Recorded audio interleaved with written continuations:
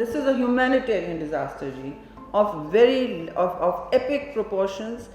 Thousands are without shelter, many are without food, and people are stranded.